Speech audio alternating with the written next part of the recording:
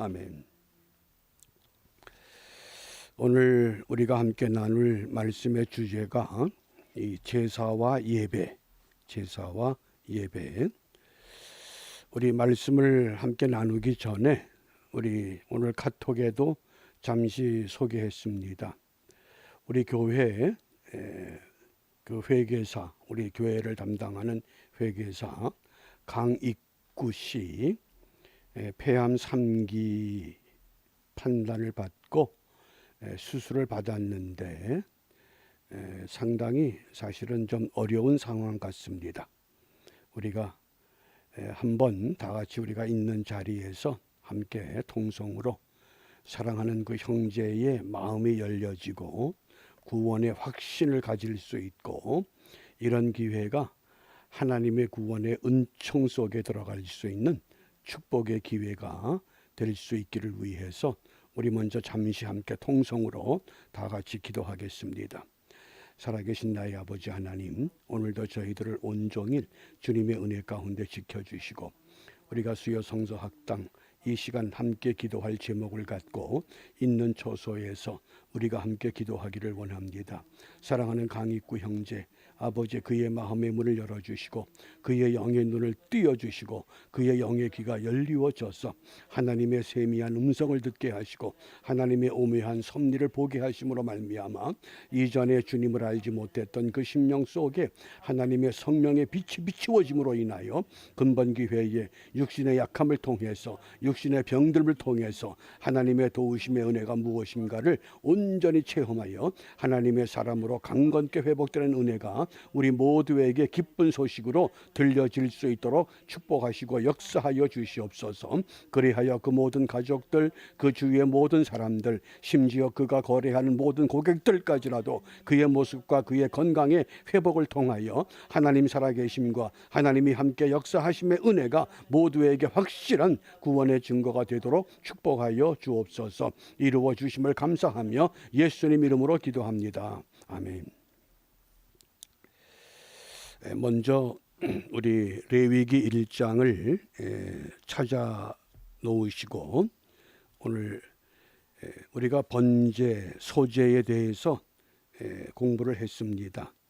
그러면서 레위기의 가장 핵심적인 것이 제사, 또 구약에서 핵심적인 제사, 이 제사라고 하는 것은 구약 시대의 구원에 대한 감사를 말합니다. 그러면 어떤 구원이냐? 가장 대표적인 것이 출애굽 사건입니다. 출애굽 사건을 통한 구원. 내일 우리가 새벽에 이사야 43장을 읽게 되는데 그때에도 선지자 이사야를 통해서 과거의 일을 잊어버려라. 너무 이 출애굽에만 매달려 있는 그런 신앙이 아니라 앞으로 바벨론의 포로에서도 너희들이 구원받을 것이다. 이런 메시지를 우리가 나누게 됩니다. 그래서 구약의 제사라고 하는 것은 구원에 대한 감사를 의미합니다. 이것이 신약 시대에 와서는 예배로 바뀝니다. 그러면 구약에서 예언된 메시아가 신약에 와서 오셨기 때문에 무엇을 예배하느냐? 그 예수님께서 제사를 마감하셨습니다. 십자가에 못 박혀 죽으실 때 다 이루었다. 제사가 끝이 났습니다. 어떤 제사가? 피를 흘리는 제사가 마무리가 됐습니다. 이젠 더 이상 제사가 아니라 그러면 예배로 전환되는 겁니다. 그러나 예수님이 활동하실 때에 팔레스타인 지방에서는 여전히 어떤 일이 있었습니까? 회당에서 예배도 있었고 성전의 제사도 여전히 진행되고 이게 병합돼서 이제 정착해 가는 과정이었습니다. 그리고 예수님께서 승천하신 후에는 완전히 예배가 회복 이제 시작이 됩니다. 그래서 신약의 예배가 크게 두 가지로 구분합니다. 회당과 다락방. 회당은 말씀 중심의 예배를 말합니다. 그리고 다락방은 주로 성만찬입니다.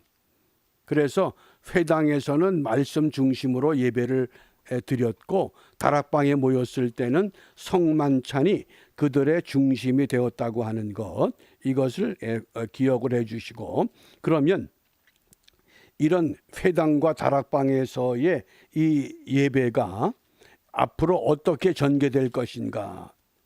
그런데 우리가 이 제사에는 6가지 원칙이 있습니다.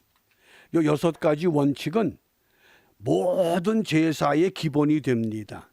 또 이것이 오늘 예배의 기본이 돼야 합니다. 제사가 없어져서 제사의 그 신앙과 제사의 그 정신이 없어진 것이 아닙니다. 그 모든 것을 예수님이 다 이루어 놓으신 겁니다. 그러니까 예수님께서 이루어 놓으셨기 때문에 우리는 관심이 없다 그러면 예배가 소홀히 될 수밖에 없습니다. 더군다나 이 코로나 바이러스로 인해서 비대면 예배가 온라인 예배가 계속되는 과정 속에서 자칫 잘못하면 우리가 예배에 대한 신앙이 소홀해질 수가 있습니다. 그런 염려가 있기 때문에 오늘 이 레위기를 다루면서 급하게 제사와 예배에 대한 것을 먼저 한번 함께 나누고자 하는 겁니다. 그리고 예배의 원칙은 크게 2가지입니다. 우리가 잘 아는 말씀이죠. 요한복음 4장 24절 말씀. 하나님은 영이시니 예배하는 자가 신령과 진정으로 예배할지니라. 그래서 그 예배의 2가지 원칙은 신령과 진정. 신령은 성령입니다. 진정은 진리, 진실입니다. 그러니까 예배는 성령과 진실이어야 한다는 것, 이것을 기억해 주시고, 이제 좀 더 우리가 구체적으로 이 제사에 대한 신앙이 확고하면 우리가 어떤 삶을 살아갈 수밖에 없는가 하는 것을 우리가 오늘 말씀을 통해서 함께 나누려고 합니다. 먼저 그 혹시 개, 돼지나 소 이런 것을 잡는 도축의 과정을 아신다 그러면 이 도축과 도살과 이 제사의 차이점을 잘 이해하셔야 됩니다. 도축이나 도살은 거의 그 과정이 비슷합니다. 첫째는 가축을 죽입니다. 그 다음에 가축에서 피를 뺍니다. 그런데 이 특이한 건 몽골의 유목민들은 가축을 죽인 다음에 피를 빼질 않습니다. 그게 다릅니다. 유목민들이 도축을 할 때는 피를 빼질 않는데 의 제사를 드릴 때는 피를 빼야 됩니다. 왜냐하면 그 피를 여호와 앞으로 가져가서 뿌려야 되기 때문에. 그 다음에 가죽을 벗겨냅니다. 또 뼈를 이 마디마디 다 끊어내야 됩니다. 그리고 이걸 이제 정리를 해서 이 단 위에 완전히 태워버리는 겁니다. 그런데 도축과 이 도살, 도축이나 도살이나 같은데 이 제사는 어떤 차이가 있느냐? 번제의 제물을 우리가 바칠 때도 레위기 1장에 보면 똑같은 과정이 진행이 됩니다. 다만 한 가지 차이가 있다 그러면 제물에게는 제사의 제물은 제물을 바치는 사람이 짐승의 머리에 안수하는 겁니다. 그 차이입니다. 안수를 하느냐 안수하지 않느냐, 그것은 도축이냐 도살이냐 아니면 제물이냐, 그 차이가 되는 겁니다. 요 점을 분명히 기억해 주시길 바랍니다. 그래서 우리가 일반적으로 이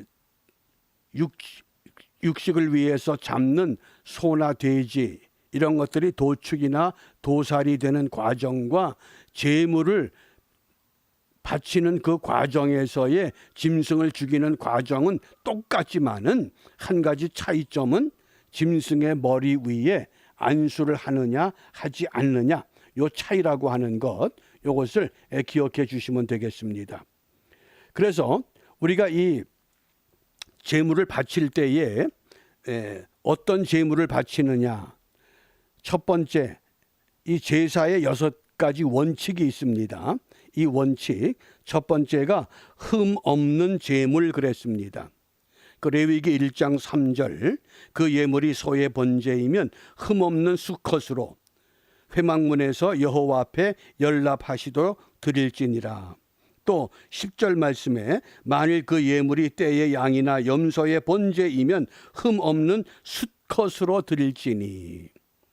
그래서 이게 재물이 흠이 없이 보존해서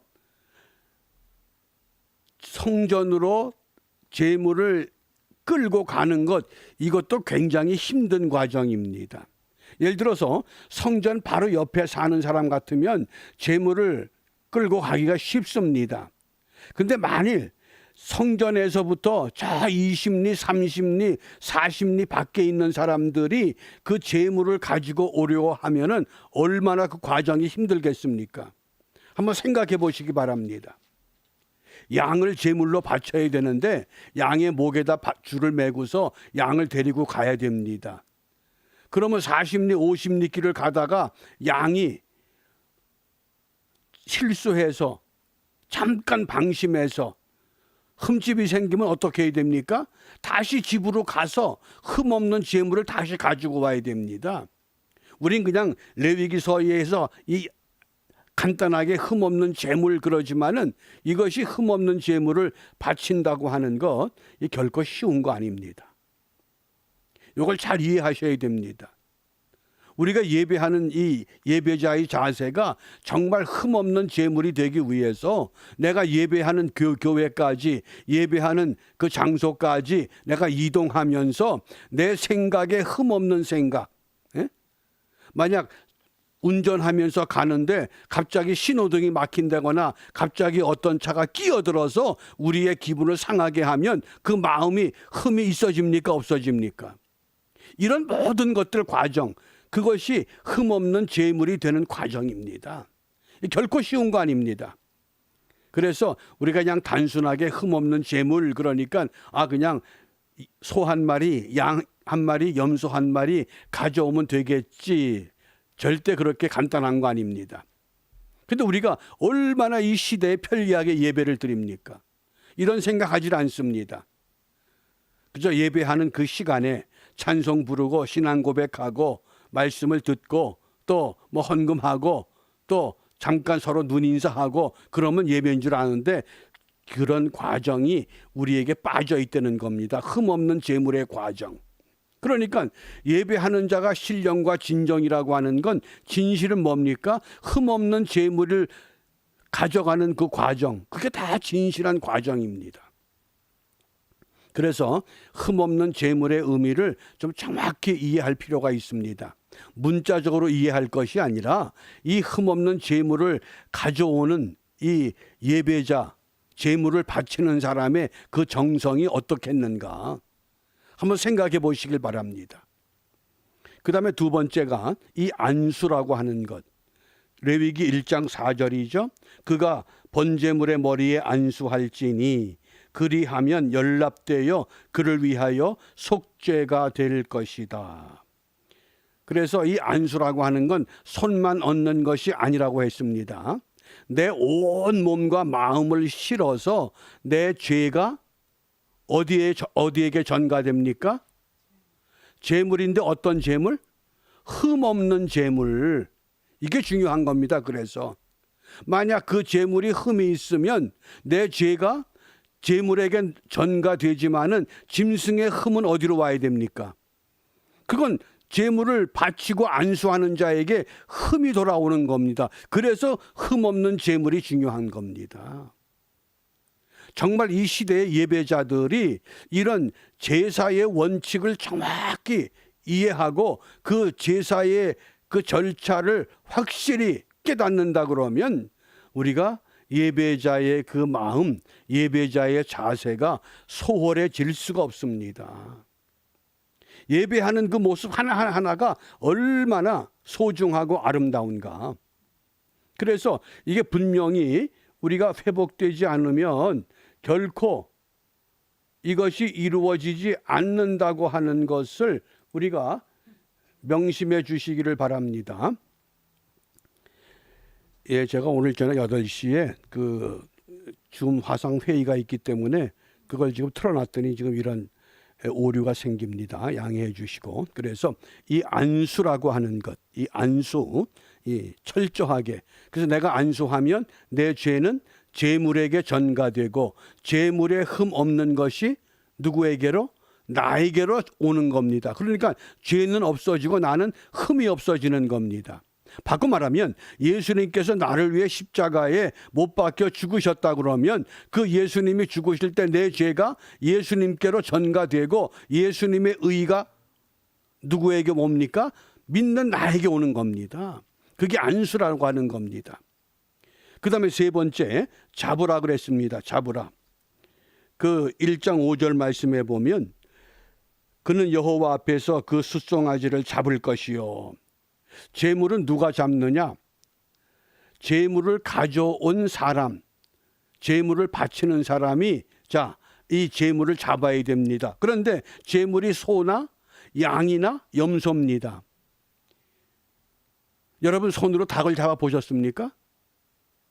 아마 일반인들한테 닭 잡으라 그러면 닭 잡는 것조차 어려울 겁니다. 근데 하물며 소를 잡으라 그러면 잡아내겠습니까? 이거 보통 일이 아닙니다. 그래서 유대인들이 그런 이야기를 합니다. 재물을 바르게 바치는 절차만 깨달아도 죄를 못 짓는다고 합니다. 왜요? 흠없는 재물을 가져오는 그 과정이 너무나 힘들고, 그 다음에 가져온 재물을 내가 내 손으로 칼을 뽑아가지고 전문 도축가나 전문 도살꾼이 아닌데 그거 양 한 마리 잡으려고 한번 해보세요.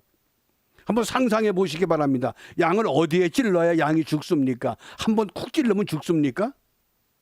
그러니까 이걸 잡으려고 그러면 그 짐승이 생존 본능이 있어서, 생각해 보세요. 칼을 한번 찔렀어요. 죽이겠다고 목을 찔렀는데 이게 제대로 정통으로 맞질 않아 가지고 피를 막 흘리면서, 제가 한번 예전에 그 시골에서 목회할 때에 지방에서 돼지를 그 마을에서 잡는데, 돼지를 전문가가 잡는 것이 아니라 그 마을에 여러 번 잡아본 사람이 돼지를 잡는다고 목에다가 줄을 걸고 긴 창으로 찔렀는데 이게 그냥 한 방 맞긴 맞았는데 제대로 죽질 않아 가지고요, 온 동네에 꿀꿀꿀꿀 내고 다니는데 사람들이 겁이 나서 접근을 못해. 왜? 한번 자기 몸에 상처가 났기 때문에 피를 흘리면서 아주 극도로 긴장해 있더라고요. 근데 그걸 어떻게 이걸 잡아냅니까? 더군다나 소는 사람보다 덩치가 크잖아요. 그런 소를 어떻게 죽일 수 있겠어요? 그러니까 우리가 이 제물을 바치는 이 절차가 굉장히 중요한 겁니다. 우리가 그냥 읽고 넘어갔지만은 제가 이 말씀을 준비하다가 우리가 이 온라인 예배가 자칫 잘못하면 기존 예배도 예배자의 자세가 정립되지 않았는데 온라인 예배로 갑자기 전환돼 가면서 많은 사람들이 이 예배에 익숙해지면 우리 예배의 형식이 완전히 무너지겠구나, 그런 안타까운 마음이 들어서 오늘 이 제사와 예배라고 하는 특별한 주제를 함께 나누고 소개하려고 하는 겁니다. 그러니까 소를 잡는다. 전문 도살꾼 같으면야 뭐 아무 문제 없어요. 도축장에서 닭 한 마리도 못 잡잖아요, 우리가. 더군다나 닭보다 큰 염소, 닭보다 큰 양, 닭보다 훨씬 큰 소, 이걸 어떻게 잡아내겠어요? 그거 어떻게 죽이겠습니까? 그런데요, 성경이 참 신비해요. 돼지, 우리가 제물로 바치는 소나 염소, 이런 가축들은요, 몸에 상처가 나면 쉽게 말하면 막 발광을 한다는 거예요. 소리를 지르면서.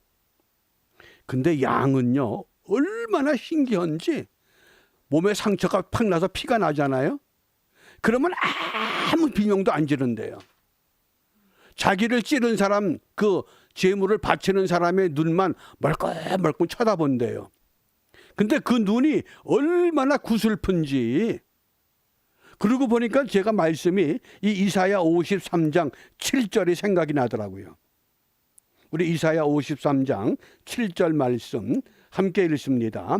그가 곤욕을 당하여 괴로울 때에도 그 입을 열지 아니하였으며 마치 도수장으로 끌려가는 어린 양과 털 깎는 자 앞에 잠잠한 양같이 그 입을 열지 아니하였도다. 아멘.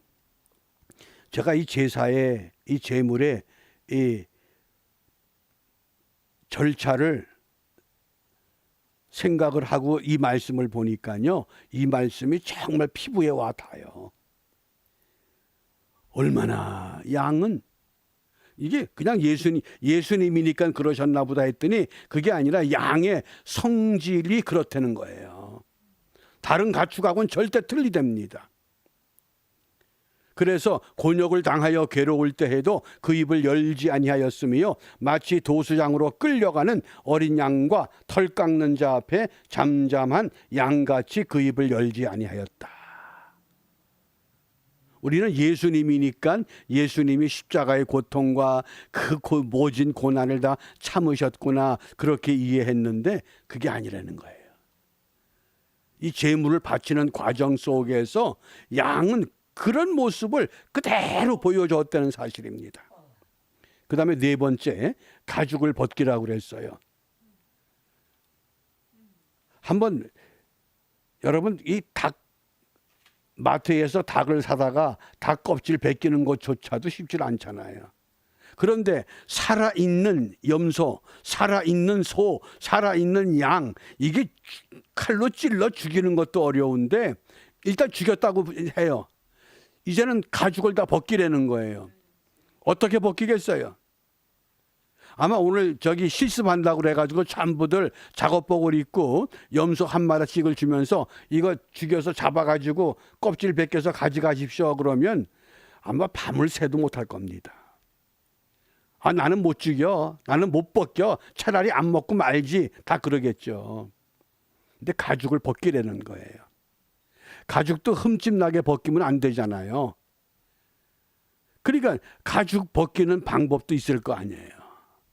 그러니 제사를 한번 이 제물을 드리려고 그러면 얼마나 많은 노력과 얼마나 많은 수고와 얼마나 많은 공부가 필요하겠어요. 짐승을 어디에 찔러야 되고 가죽을 벗길 때는 어디서부터 어떻게 벗겨야 되고 이런 다 과정들이 있잖아요. 한번 우리가 그런 걸 생각을 하면서 이 제사와 예배가 이제 어떻게 연결돼야 하겠는가. 그 다음에 다섯 번째 각을 뜨라 그랬죠. 이 각을 뜨는 게 막 칼로 잘라내는 게 아니에요. 뼈에 마디마디가 있잖아요. 그 마디마디를 다 끊어내려는 거예요. 그러니까 그 마디마디를 다 하게 되면 아주 이 제물이 제물답게 이제 쌓여지잖아요. 각을 뜬 거예요. 뼈의 관절을 찾아서 그 관절을 끊어내려는 겁니다. 제가 이걸 잘 모를 때는 그냥 뭐 도끼 같은 거 갖다가 그냥 딱 놓고 다리 툭 자르고 허벅지 자르고 막 그러면 되는 줄 알았는데 절대 그런 게 아니라 유대 제사는 그렇게 간단한 게 아니라는 거예요. 아주 철저하게. 그러니까 제사를 오랫동안 드렸던 어느 집안의 가장이 다른 가족들보다 경험이 많기 때문에 그 가장이 제물을 잡아서 자기의 가족들 앞에서 자녀들 앞에서 손주 손녀 앞에서 보여준다는 거죠. 이렇게 하는 것이다. 이렇게 잡는 것이다. 이렇게 벗기는 것이다. 이렇게 각을 뜨는 것이다. 그게 다 끝난 다음에 어떻게 해요? 그걸 제사장에게 갖다 주는 거예요. 그럼 제사장이 그거 다 정리된 거 가지고 단 위에다가 태웁니다. 그러면 그 연기가 하나님이 기뻐하는 향기다 그랬어요. 연기를 기뻐할까요? 아니면 이 제물을 잡는 그 과정에 하나 거기에 담긴 정성, 거기에 담긴 노력, 거기에 담긴 수고, 거기에 담긴 마음, 이것들을 전부 헤아려서 이게 하나님 보좌로 타오를 때에 왜 하나님이 기쁘지 않겠어요? 달리 말하면 우리의 자녀들이 성장했습니다. 그리고 어느 직장에 가서 정말 열심히 일을 합니다. 그리고 그가 열심히 일한 봉급을 가지고 봉투에 그대로 담아서 부모님께 가져와 보세요. 거의 감동이 안 되겠어요? 그 액수가 많고 적은 것이 문제가 아니라 정말 이게 감동이 올 겁니다. 그게 연기라는 거예요. 그게 연기. 그래서 단 위에 두고 불 사를 때에 하나님의 놀라운 역사가 그 가운데 임하게 된다고 하는 것. 그래서 이것이 신약의 예배가 될 때 우리 예수님께서 이런 절차를 다 우리의 수고를 다 거기에서 멈추고 너희는 이렇게 예배하라고 그랬어요. 우리 요한복음 4장 24절 함께 읽습니다. 하나님은 영이시니 예배하는 자가 신령과 진정으로 예배할지니라. 신령, 성령이죠. 영어 성경에 보면 재미나게 표현했어요. 성령 안에서, 진리 안에서. 내가 성령 속에서, 내가 진리 속에서. 그러니까 진실은 뭡니까? 거룩한 생활을 의미하겠고, 성령은 뭐예요? 보혜사 성령은 위로의 성령이에요. 위로자의 삶을 사는 거예요. 그러니까 거룩한 생활뿐만 아니라 위로자의 삶, 위로자의 삶을 구체적으로 예수님께서 고아와 과부와 나그네라고 표현했거든요. 어려운 사람들을 위로하면서 너희들이 그런 생활을 하다가 너희 몸이 제물이 되는 거죠. 우리 몸이 나를 죽이는 것이 아니라 이미 내게 내 죄가 예수님께서 십자가를 지실 때에 십자가에 내 죄가 다 전가됐어요. 그리고 전가되는 순간 예수님의 의, 예수님의 거룩, 이게 다 나한테 넘어왔단 말이에요. 그런데 그걸 우리가 어떻게 관리해야 돼요?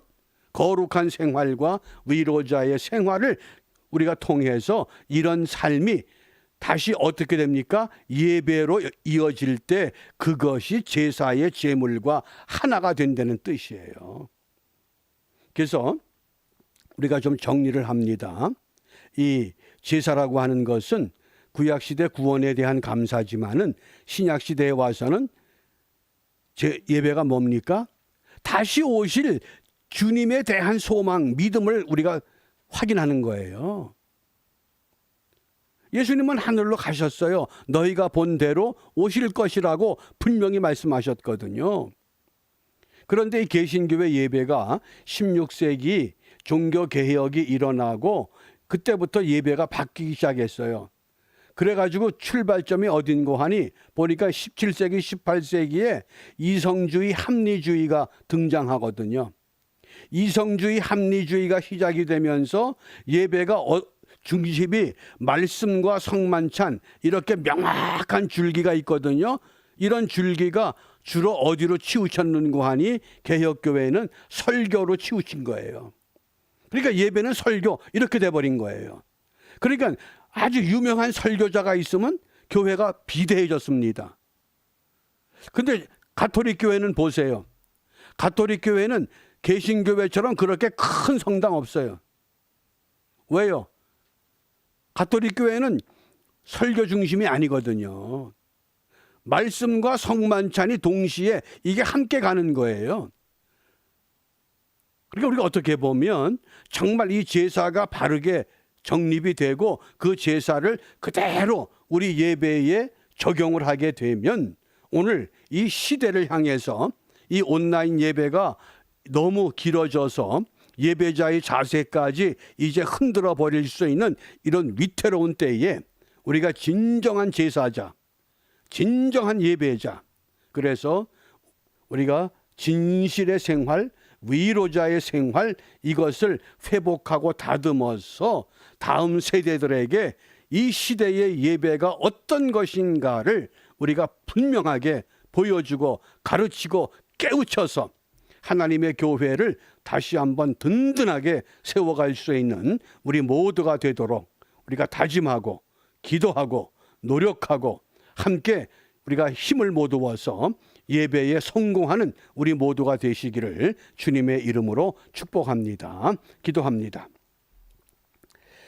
길과 진리와 생명 되신 주님, 많은 사람들 가운데 저희들을 선택하시고 우리의 죄를 대신하여 십자가에 못 박혀 죽으셨을 뿐만 아니라 장차 너희가 본대로 다시 올 것을 말씀하시며 내가 올 때까지 너희들이 이 땅에서 거룩한 하나님의 백성으로 위로받기보다는 위로하는 사람이 되어서 이 땅의 국류를 채워가라고 말씀하시고 보여주셨건만 여전히 우리가 둔하여서 깨닫지 못하고 알지 못하여 우리가 하나님 앞에 온전한 예배자의 삶을 회복하지 못했음을 주님 앞에 고백합니다. 이제 비옵기는 이런 기회를 통해서 참다운 예배자로 우리를 회복시켜 주시고 회복된 예배자들을 통하여 이 땅에 하나님의 나라와 하나님의 의와 하나님을 향한 예배가 바르게 형성되고 진행됨으로 인해서 다시 한번 국률의 은혜를 함께 나눌 수 있는 축복의 사람들, 축복의 교회, 축복의 땅, 축복의 나라, 축복의 세상으로 우리 모두를 회복시켜 주시옵소서. 이루어 주실 것을 믿고 감사하며 예수님 이름으로 기도합니다. 아멘. 아멘. 마치겠습니다. 감사합니다.